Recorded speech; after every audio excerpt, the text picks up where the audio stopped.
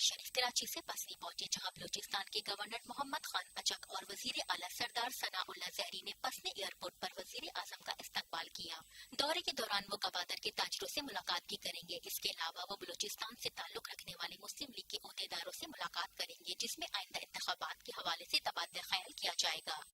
पाकिस्तान हम सबका, हम सबका, हम सबका पाकिस्तान, हम सबका, हम सबका, हम सबका पाकिस्तान, हम सबका, हम सबका, हम सबका पाकिस्तान, हम सबका।